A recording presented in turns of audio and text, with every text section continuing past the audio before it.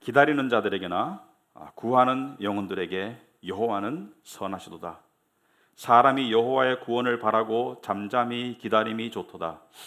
사람이 젊었을 때에 멍에를 매는 것이 좋으니 혼자 앉아서 잠잠할 것은 주께서 그것을 그에게 메우셨습니다. 그대의 입을 땅의 티끌에 댈지어다. 혹시 소망이 있을지로다. 자기를 치는 자에게 뺨을 돌려대어 치욕으로 배불릴지어다. 이는 주께서 영원하도록 버리지 아니하실 것이며 그가 비록 근심하게 하시나 그의 풍부한 인자하심에 따라 긍휼히 여기실 것입니다.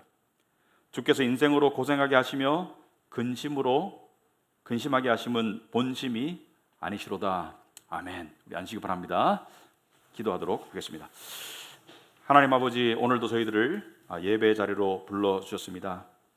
구원의 은혜를 베풀어 주시고 믿음을 주시고 또 이 예배가 우리에게 특권인 것을 우리가 알게 하시고 하나님을 예배할 수 있도록 이렇게 불러주심을 감사합니다. 특별히 말씀을 통해서 우리의 영혼을 소생시키실 줄 믿습니다. 우리의 길을 바른 길로 인도하실 줄 믿습니다. 우리의 마음의 성전을 정결케 하실 것을 믿습니다. 구원의 은혜와 감격을 회복하실 것을 믿습니다. 삶의 관점을 변화시킬 것을 믿습니다. 하나님께서 역사하여 주시옵소서. 예수님 이름으로 기도합나이다. 아멘. 우리 사람들이 이 상투적으로 하는 이 좋은 의도를 가지고 하는 인사 중에 하나가 행복한 날들만 가득하기를 바랍니다. 그런 인사 들어보셨죠, 그죠? 행복한 날들만 가득하기를 바랍니다. 그런데 실상은 우리가 하는 많은 대화나 생각이 행복에 관한 것이 아니고 사실은 그 반대 방향인 고난에 관한 것을 더 많이 생각하고 더 많이 이야기할 때 하는 것이 현실입니다. 왜냐하면은 이 행복한 날들만 가득하다, 이것은 이 동화 속의 환상이지 세상의 현실과는 많이 동떨어져 있기 때문에 그렇죠. 근데 사람은 그것을 너무 바라고 있어요. 한 번은 이 부처님께서 이 제자들이 있었겠죠, 많이. 근데 이 제자들 중 하나가 부처님께 이렇게 물었습니다. 부처님, 정말 이 세상에서 이 평안하고 행복할 수 있는 길을 가르쳐 주옵소서. 고통이 없고 번민이 없는 그런 삶의 길을 가르쳐 주옵소서. 그러니까 부처님께서 이렇게 말씀하셨어요. 그래, 가르쳐 주마. 근데 한 가지 조건이 있다. 무엇입니까? 이 마을에 있는 집을 다 방문해 보고 그 중에 한 집이라도 고난과 고통이 없는 집을 발견한다면 너에게 그 길을 가르쳐 주마. 그래서 제자가 열심히 가가호 방문을 하면서 조사를 했습니다. 고난과 고통이 없었는가? 지금 진행되고 있지 않은가? 그런데 어느 한 집도 그런 집이 없다는 사실을 깨닫고 부처님의 의도대로 고난은 인생의 필연적인 현실이라는 것을 깨닫고 오게 되었습니다. 여러분, 고난은 현존하는 현실이기도 하지만 고난은 인간이 만들어내는 고통일 때도 아주 많습니다. 거듭 말씀을 드리지만 여러분, 프랑스 그 계몽주의 시대 때 16세기 유명한 철학가 중에 미셸 몬테인이라는 사람이 있어요. 미셸 몬테인이라는 사람이 이렇게 말을 했습니다. 고난에 관해서 고난을 당할 것을 두려워하는 사람은 이미 자신이 두려워하는 것 때문에 고난을 당하고 있다. 고난을 당할 것을 두려워하는 사람은 이미 자신이 두려워하는 것 때문에 고난을 당하고 있다라고 이야기했습니다. 고난이 인간의 현실이라면 고난을 어떻게 대하는가가 삶의 질을 좌우하고 신앙의 성숙을 좌우한다고 해도 과언이 아니겠습니다. 왜냐하면 행복보다는 고난이 훨씬 더 빈번하고 훨씬 더 강도 높은 현실이기 때문에 그렇습니다. 사실 고난은 사람을 망가뜨릴 수 있어요. 마음을 망가뜨릴 수도 있고 심지어 노화의 또는 질병의 원인이 될 수도 있어요. 여러분, 고난과 고통과 근심이 심하면 사람이 빨리 늙고 또 많은 병의 원인이 고난을 통한 스트레스죠. 하지만 고난을 우리가 올바르게 대할 줄 안다면 삶의 성숙을 이루고 신앙의 성장을 이룰 수가 있겠습니다. 그런데 고난은, 어떤 고난은 인과관계가 분명히 보여요. 예레미야 애가에 나오는 이스라엘의 고난은 그들의 불순종, 우상숭배의 결과물이죠. 그래서 나라를 잃고 유배를 당하는 극심한 슬픔과 고통을 겪고 있어요. 하지만 또 한편으로 어떤 고난은 인과관계가 안 보입니다. 예를 들어서 욥의 고난.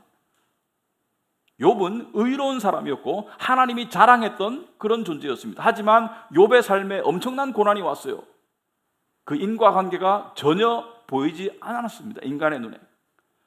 그런데 중요한 것은 고난에 관한 중요한 사실은 이것입니다. 고난에 관한 이유, 고난의 원인을 따지는 데만 시간을 보내면 인생이 망가질 거예요. 마음이 무너질 겁니다. 왜냐하면 고난의 원인만을 생각하면 그 원인이 분명히 보일 때는 그것이 자신이면 자기를 자책할 것이고, 그것이 타인이면 타인을 미워할 것이고, 그리고 그 원인이 보이지 않으면 억울한 마음만 계속 들 것이고 자기 연민이 생길 거예요. 물론 잠시 생각은 해볼 수 있겠죠. 왜 이런 고난이 왔을까? 하지만 거기에만 머무는 사람은 절대로 성숙이나 신앙의 성장을 이룰 수 없습니다. 누군가를 원망하게 되고 스스로를 자책하게 되고 또는 불평하고 불만을 가질 수밖에 없어요. 왜 이런 일이 왜 나한테 생겼나? 그 원인이 밝혀지든 안 밝혀지든 양당 간에 어떤 경우이든 간에 과거에만 얽매이는 있는 사람은 절대로 신앙의 성숙을 이룰 수 없고 그 고난이 자신의 삶을 망가뜨릴 거예요. 하지만 모든 고난은 하나님께서 주관하시고 허락하신다는 것을 믿는다면, 이스라엘에 겪는, 지금 예레미야에 나오는 이스라엘의 고난은 하나님께서 주도하시는 고난이고 욥의 고난은 하나님께서 허락하신 고난이고, 어떻든 간에 그 고난의 의미를 깨달아가는 사람은 결국에는 하나님의 복된 손길을 발견하게 될 것이다. 왜냐하면 고난은 그것을 제대로 받아들이는 사람에게 하나님께서 사용하시는 은혜의 통로가 되기 때문이에요. 그래서 고난을 어떻게 대하느냐가 상당히 중요하고, 고난에 관한 한 이것을 꼭 기억하기 바랍니다. 우연히 발생되는 고난은 없다. 제인 에어가 오만과 편견이라는 그 작품 속에서 이렇게 말했어요. 우연히 발생하는 고난은 없다. 이 말은 두 가지를 의미합니다. 첫째는 고난은 필연이다. 하나님께서 주관하시는 필연이다. 그리고 두 번째 이유는 고난 속에는 의미가 있다는 것이죠. 고난 속에는 분명히 좋은 의미가 담겨 있다. 하나님의 좋은 의도가 담겨 있다. 왜? 하나님은 언약의 하나님이고 당신의 자녀를 사랑하시는 하나님이니까. 여러분, 이스라엘 백성들도 고난을 겪고 난 다음에 어떻게 되었습니까? 그 고난을 통해서 일부는 믿음으로 나아갔어요.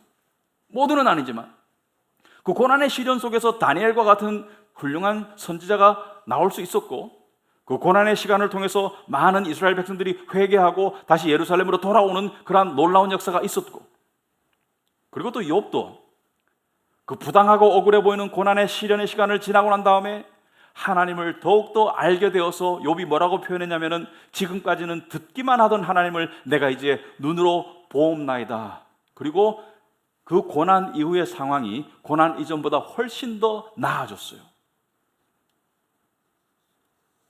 고난을 어떻게 대할 것인가? 고난을 어떻게 다룰 것인가?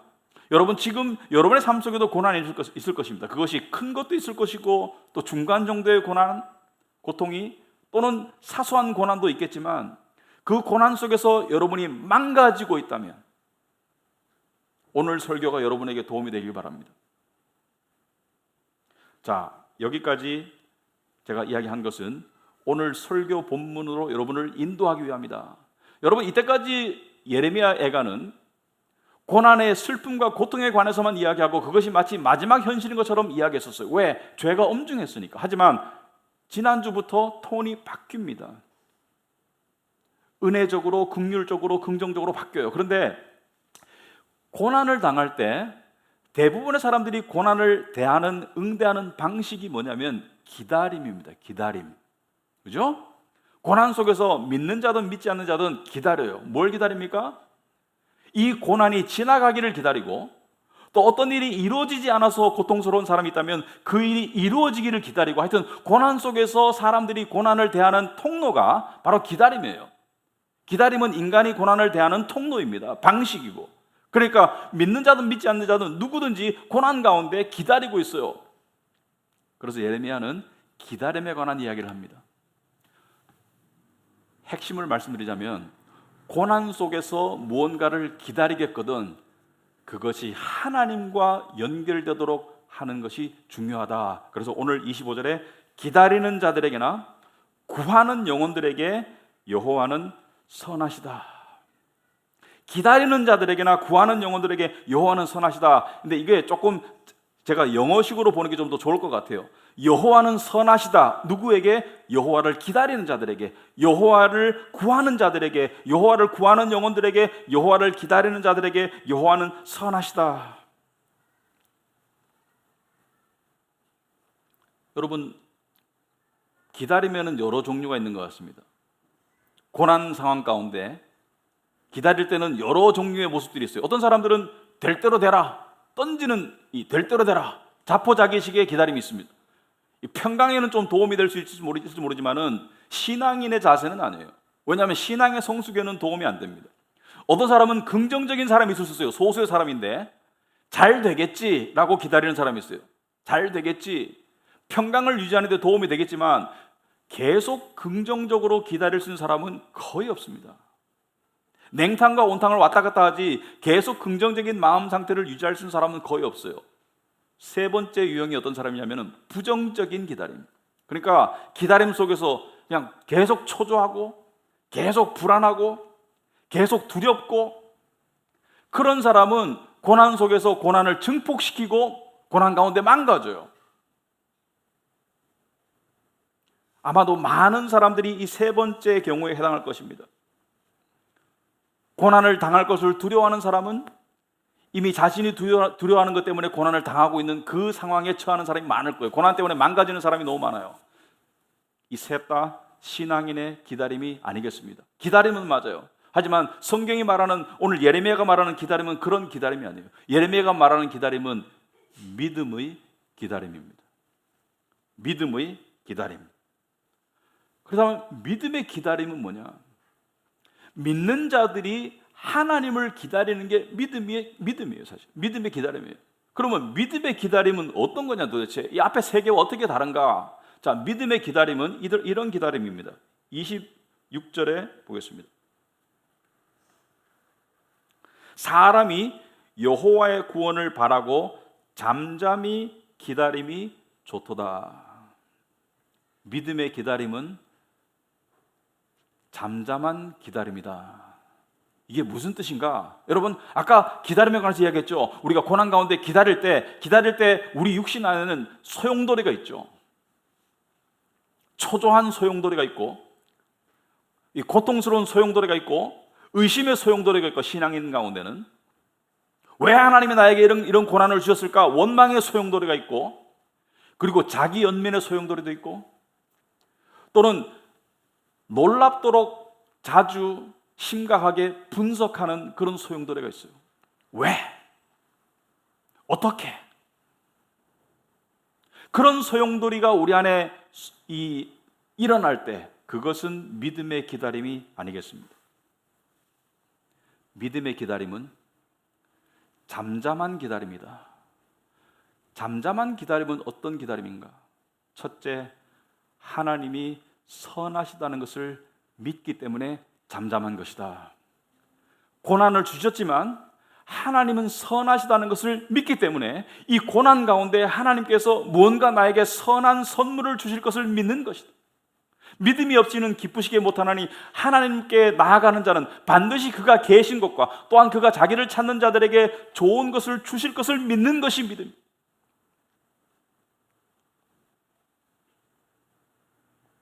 여러분, 하나님이 선하시다는 것을 믿는다는 것은 부모가 자식에게 좋은 것을 주기를 바라는 마음과 비교할 수 없는 마음으로 하나님은 당신의 자녀들에게 좋은 것을 주기를 원하세요. 그런데 왜 처음부터 좋은 것을 안 주고 고난을 주시는가? 좋은 것을 바로 주시면 되지 왜 고난을 주시는가?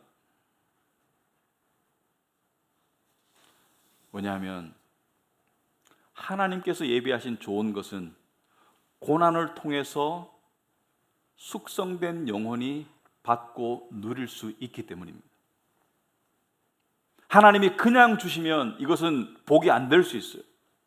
하지만 하나님께서 주시는 복은, 하나님께서 주시는 좋은 선물은 고난으로 숙성된 영혼이 받을 때 그 감사와 감격이 있기 때문에, 여러분, 배부른 사람에게 음식을 주면 아무 소용이 없습니다.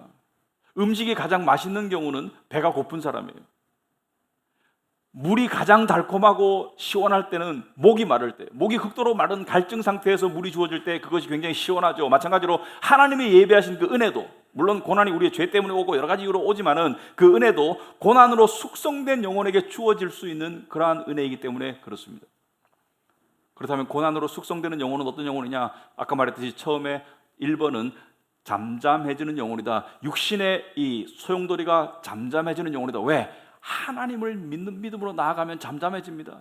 예수께서 풍랑을 잠재우셨듯이 하나님의 임재와 하나님의 말씀과 하나님의 역사는 우리 인생 속에, 우리 육신 속에 소용돌이를 잠재우는 능력이 있기 때문에, 스스로 잠재우는 것이 아니라 하나님의 능력이 우리 안에서 우리의 소용돌이를 잠재우는 그 속으로 들어가기 때문에, 그 속으로 들어가는 사람은 어떤 사람입니까? 하나님께 나아가는 사람이고, 하나님께 나아가는 사람은 하나님이 선하시다는 것을 믿는 사람이에요. 하나님은 선하시다. 하나님은 선하시다.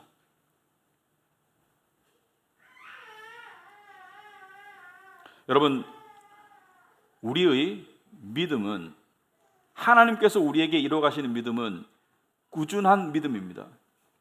어떤 사람들은 이 냄비 끓듯이 막 이제 하나님을 찾아야지 기도하고 막 말씀 보고 큐티하고 하다가 그냥 부르륵 3일 만에 다 지나가 버려요.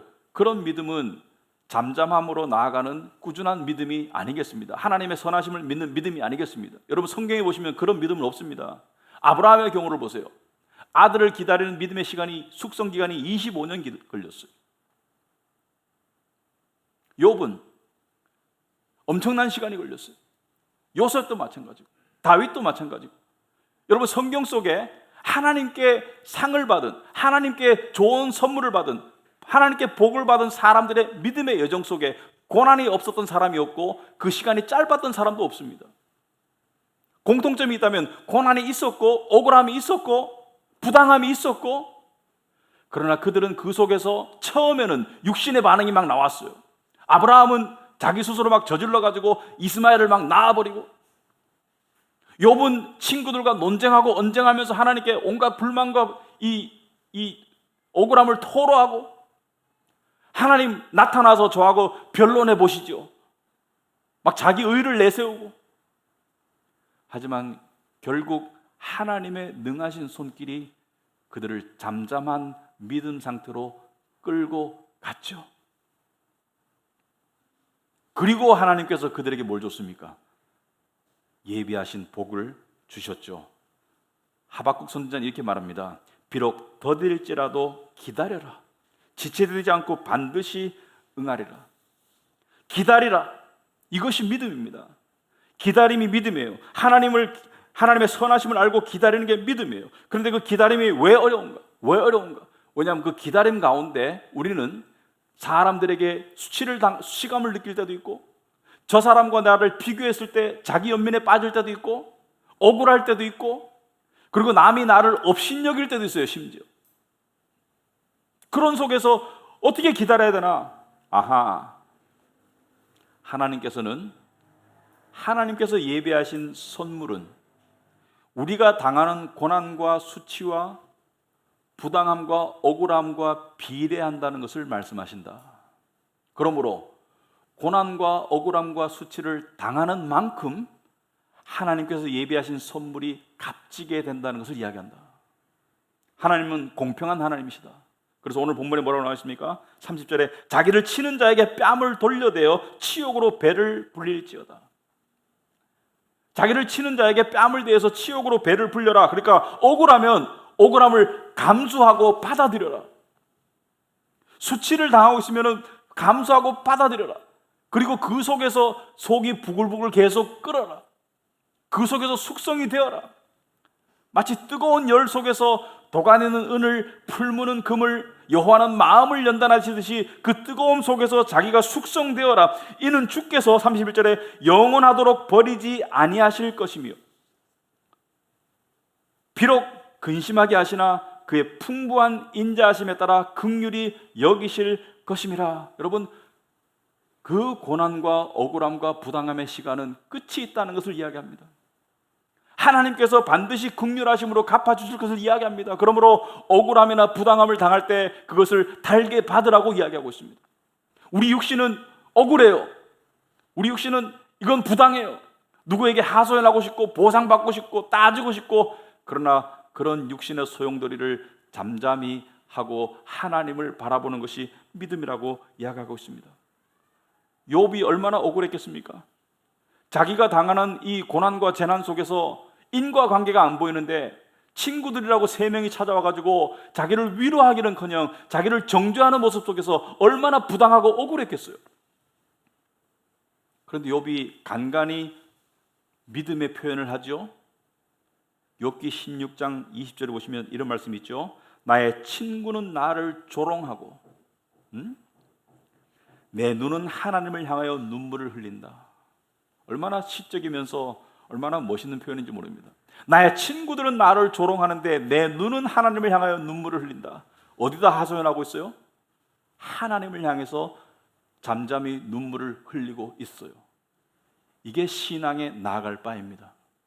사람들과 대적해서 싸우고 원인을 규명하고 따지고, 그것이 아니고 하나님을 향하고 있다. 물론 욥도 처음부터 그게 가능하진 않았어요.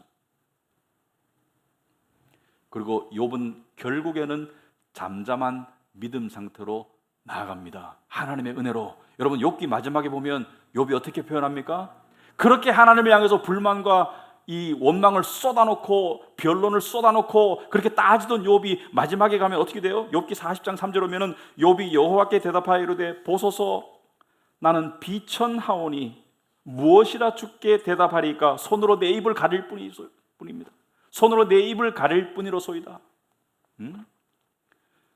하나님을 향해 기다림의 성숙한 믿음으로 나아가는 사람은 하나님을 향해 따지지도 않고 의심하지도 않고 주어진 상황을 묵묵히 받아들이는 가운데 믿음으로 나아가는 사람입니다. 이건 쉽지 않아요. 하루아침에 되지 않아요. 하지만 하나님은 그래야지 예비하신 복을 받을 그릇이 된다 이렇게 얘기하고 있습니다. 오늘 말씀에 29절에 오시면 이런 말씀이 있죠. 그대의 입을 땅의 티끌에 댈지어다. 혹시 소망이 있을지로다. 그대의 입을 땅에 티끌에 댄다는 것은, 이것은 은유적인 표현으로 입이 땅의 티끌에 단다는 것은 더 이상 낮아질 수 없는 겸손을 말하죠. 그래야 소망이 온다는 거예요. 그래서 고난은 우리를 겸손케 하기 위한 하나님의 통로입니다. 그리고 겸손한 자에게 하나님께서 은혜를 베푸신다. 하나님이 교만한 자를 대적하시고 겸손한 자들에게 은혜를 베푸신다. 하나님의 철칙입니다. 그러므로 하나님이 고난으로 우리를 낮추시고 잠잠케 하시고 그리고 겸손 상태가 되었을 때 우리에게 예비하신 그 놀라운 은혜를 베푸시는데, 그것은 우리가 상상하고 기대하는 이상입니다. 항상 우리가 생각하고 상상하는 이상의 은혜를 하나님은 예비하고 계세요. 그러나 이것은 저절로 가지는 것이 아니죠. 이것은 믿음 상태로 가야 돼요. 그럼 교만 상태는 뭐냐? 교만 상태는 마음의 소용돌이 상태입니다. 여전히 불만이 있고 여전히 자기 연민이 있고, 자기 연민도 교만이에요. 사실은 미안하지만 자기 연민은 겸손이 아닙니다. 자기 연민은 내가 받을 대접만큼 내가 못 받는다는 억울함이 자기 연민이잖아요. 이거 교만이에요. 남과 따져서 내가 옳다는 것을 증명하고 싶은 자기의 교만입니다.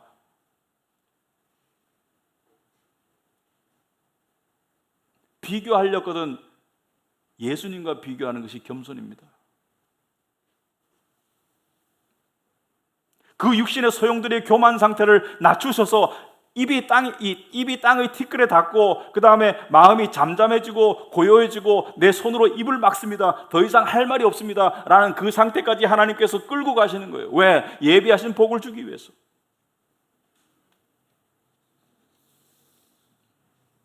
그러므로 고난의 시간은 성도에게는 반드시 필요한 시간입니다. 고난이 없는 인생이 없고 고난이 없는 성도가 없습니다. 억울함, 부당함, 또는 육신적, 정신적, 경제적 어려움들, 그러한 모든 속에서 우리는 낮아지고 잠잠해지는 그러한 믿음의 숙성을 배우고 하나님께서 예비하신 복을 받을 수 있는 그릇으로 준비되어 가는 것이에요. 여러분, 우리는 많은 것을 기다리죠. 개인적인 기다림도 있고요, 또한 궁극적으로 믿음의 완성이 뭡니까? 바로 예수 그리스도의 오심을 기다리는 거죠. 기다림이에요. 믿음이 기다림이에요.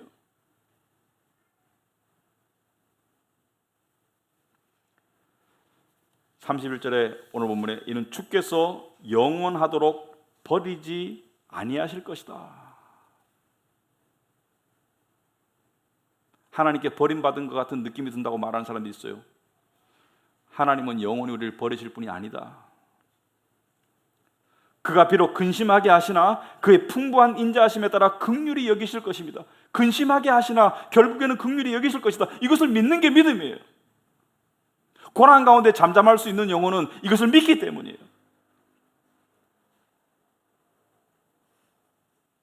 그리고 33절은 제가 읽다가 목이 탁 막히는 구절입니다. 주께서 인생으로 고생하게 하시며 근심하게 하심은 본심이 아니시로다. 하나님의 본심이 아니다. 무슨 말입니까? 고난이 최종 목적지가 아닌 거예요. 이유 없이 우리를 고통 가운데 두는 게 하나님의 목적이 아니라는 거예요. 하나님의 본심이 아니라는 거예요. 여러분, 기독교의 진리는 아주 이 오묘한 이 섭리가 있습니다. 모습이 있습니다. 무슨 말이냐면은 하나님의 너무나 놀라운 이 복과 선물이 포장지가 너무나 볼품없고 심지어 포장지가 따끔따끔하게 아파요. 무슨 말이냐면은 여러분들이 선물과 포장지는 대충 같이 가죠. 선물이 좀 초라하면 포장지도 초라한데 초라한 선물을 아주 화려한 포장지로 해가지고 남에게 주면 나중에 욕먹겠죠, 그죠? 이 안에 좋은 거 들은 줄 알았는데 뭐 안에다가 뭐 예를 들어서 뭐 감자깡 하나 넣어놓고 포장지는 10,000원짜리로 포장하면 이거 나중에 욕먹을 일이죠.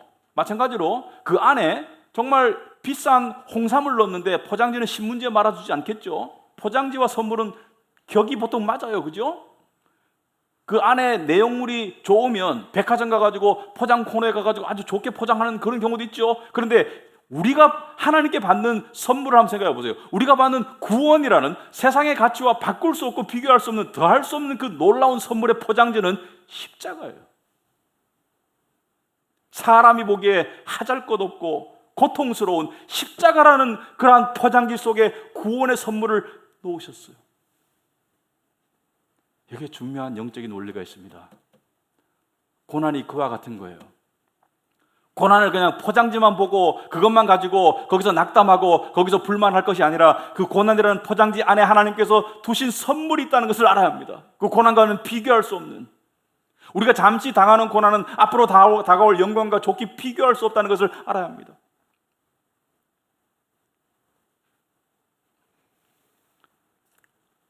또한 고난 가운데 우리 육신이 소용돌이 칠 때 우리 육신의 음성이 불만과 또는 이 여러 가지 음성이 나올 때 하나님을 향한 원망과, 우리 이럴 때 있습니다. 솔직히 하나님, 제가 너무 힘든데 왜 이렇게 힘들게 하시나요?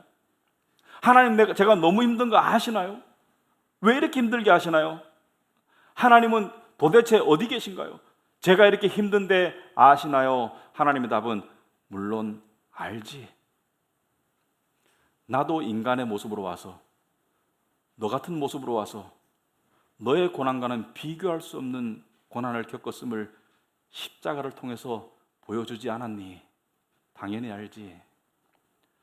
그러므로 모든 고난은, 잘 들어보시기 바랍니다, 하나님과 가까워지는 길입니다. 동병상련이라고 모든 억울함은 예수님이 당한 그 억울함과 비교할 수 없습니다. 모든 수치가 예수께서 당한 수치와 비교할 수 없습니다. 우리가 어떤 고통을 당할지라도 예수님이 당한 고통과 비교할 수 없습니다. 십자가를 이해하는데 고난 없이 안 된다고 생각합니다. 그리고 고난은 하나님이 우리를 사랑하시는 방법입니다. 사랑하니까 더 가까이 하고 싶어서 고난을 주시고, 사랑하니까 겸손케 낮추어서 좋은 것을 주시기를 원하시고, 사랑하니까 우리에게 연단을 주시는 거예요. 주께서 그 사랑하시는 자를 징계하신다고 말씀하셨습니다. 징계가 고난입니다. 그러므로 그 고난의 원인이 그것이 자기 때문인지 남 때문인지 아니면은 이유를 모르겠든지 그건 중요하지 않아요. 중요한 것은 그 고난을 내가 어떻게 대하고 있는가, 그 기다림을 어떻게 대하고 있는가, 그것이 가장 중요합니다. 그리고 고난을 믿음으로 견디고 받아들인 사람에게는 분명히 고난 가운데 숨겨져 있는 하나님의 복이 보일 겁니다. 고난과는 비교할 수 없는, 내가 기대했던 것보다 그 이상으로. 어떤 사람 이런 사람이 있습니다. 내가 그토록 원하는 것을 그토록 기도했는데 하나님께서 안 들어주시네. 신학적으로 생각해 보니까 모든 것은 하나님의 절대 주권대로 하나님의 뜻대로 다 되니까 그런 사람들 기도 안 해요. 왜 안 해요? 하나님 뜻대로 다 되는데 기도하면 뭐해? 신학을 통해서 하나님 머리 위로 올라갔어요, 생각이.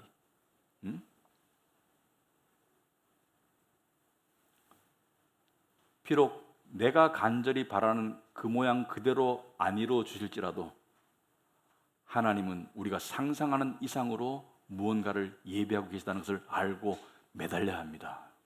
그것이 하나님의 뜻입니다. 그리고 하나님은 아까도 말했지만 고난이라는 포장지 안에 당신의 복을 담을 때가 거의 대부분이에요. 여러분, 예수님께서 구원의 놀라운 복음의 말씀을 전파하시면서 동네방네 사람 다 모아가지고 그걸 설명하셨습니까? 예수님은 주로 비유로 말씀하셨어요. 알쏭달쏭하게. 예수님께서 예를 들어서 씨 뿌리는 자의 비유를 말씀하셨어요. 근데 제자들과 사람들이 다 듣고 눈을 멀뚱멀뚱 듣고 이게 무슨 뜻이지? 그래서 사람들이 다 돌아가고 난 다음에 제자들이 예수님께 물었습니다. 무슨 뜻입니까? 예수께서 설명해서 풀어주셨어요. 아하, 깨달았습니다. 그런데 왜 이렇게 처음부터 쉽게 말씀 안 했습니까? 예수께서 뭐라 했습니까? 천국의 비밀을 아는 것이 너희에게는 허락되었지만 그들에게는 아니다라고 말씀하셨어요. 무엇입니까? 하나님은 언약 백성을 향해서 은혜를 베푸시는데 그 방법이 고난이다. 그 통로가 고난이다. 제가 어렸을 때 기억이 납니다. 중고등학교 때 한 반에 한 68명쯤 있었어요. 그런데 그때 다 도시락을 싸가지고 다녔죠. 지금처럼 학교 급식이 없었습니다. 근데 도시락 싸고 오면은 집집마다 반찬이 달라요. 그런데 반찬을 뺏어 먹기도 하고 어떤 애들은 어떤 그 좀 이 짓궂은 아이들은 젓가락을 가지고 자기 도시락은 없어. 그냥 남의 도시락 다 이렇게 뺏어 먹고 그랬어요. 또 힘센 애들은 그걸 이용해가지고 막 뺏어 먹기도 하고, 나이 좀 드신 분들은 제가 무슨 말씀 하는지 알 겁니다. 그런데 그때 엄마들이 걱정이 있어. 우리 애가 잘 먹어야 되는데, 잘 먹고 잘 커야 되는데 영양이 충분히 돼야지 공부할 텐데, 그래서 어떻게 합니까? 아주 찌그러진 도시락을 준비해가지고 거기다가 보리쌀 섞어가지고 아주 맛대가리 없어 보이는 그런 밥을 덮고 그 밑에다 계란과 영양가 있는 것을 밑에 쭉 깔아놓죠. 그래서 다른 사람들이 봤을 때 먹고 싶지 않도록. 우리 하나님도 좀 그러십니다. 좀 그러십니다. 세상 사람들이 봤을 때는 어려움 가운데 하나님께서 주시는 특별한 은혜를 숨겨놓을 때가 많다. 근데 시간이 지나봐야 돼요. 그 밑을 파봐야 돼요. 그 밑에 들어가 봐야 돼요. 근데 겉모습만 보고 질려가지고 원망하고 불만하고 그 상태에 있고 그 속으로 안 들어가면 안 돼요. 속으로 들어간다는 게 뭡니까? 겸손으로 밑으로 가라앉는 거예요. 여러분, 결론적으로 말씀드리면 믿음은 인간의 논리가 아닙니다. 믿음은 인간의 분석도 아니에요. 그래서 성경 말씀을 많이 읽는데 그것을 자기가 분석하는 데만 주로 사용하는 사람은 아마도 믿음의 성장이 좀 어려울 것 같아요. 믿음은 어떤 것입니까? 자기의 명철을 의지하는 것이 아니라 하나님을 의지하는 게 믿음입니다. 믿음은 지금의 내 생각과 하나님이 인도하시는 길이 반대될지라도 따라가는 게 믿음이에요. 하나님이 하라는 대로 하는 게 믿음이에요. 그래서 믿음의 조상인 아브라함은 어떻게 했습니까? 이삭을 바쳐라. 아니, 논리적으로 말이 됩니까? 이삭을 통해서 큰 민족을 이룬다고 하셨는데 이삭을 죽이면 어떻게 큰 민족을 이루나? 인간의 논리로 도저히 받아들일 수 없는데 이삭을 데리고 산으로 올라가서, 이게 믿음이에요. 이게 믿음의 완성이에요. 예를 들어서 하나님께서 여호와께 감사하라. 감사하는 게 믿음입니다. 네 이웃을 사랑해라. 사랑하는 게 믿음입니다. 용서해라. 용서하는 게 믿음입니다. 하나님을 예배해라. 예배하는 게 믿음이에요. 그러한 삶을 마치 마라톤 하듯이 100m 달리기가 아니고 심지어 장거리 도보하듯이 꾸준하게 잠잠하게 살아가는 것이 믿음의 성숙입니다. 그 자리를 지키는 게 믿음입니다. 그러므로 믿음은 별난 모습이 아닙니다. 예배자로서의 자리를 지키고 하나님의 백성으로서의 자리를 지키고, 그것이 믿음입니다. 그렇게 믿음으로 여호와를 바라볼 때, 그리고 특별히 여호와가 선하시다는 것을 계속 믿어 나가시기 바랍니다. 여호와는 선하신 여러분의 하나님이시고 아버지시다는 것을 믿기 바랍니다. 상황이 어떨지라도 그 믿음 가운데 꾸준하게 걸어가시면 하나님의 놀라운 예비하신 복을 여러분이 반드시 받아 누리실 것입니다. 그것이 언약의 하나님의 약속입니다. 아멘. 네, 기도하겠습니다.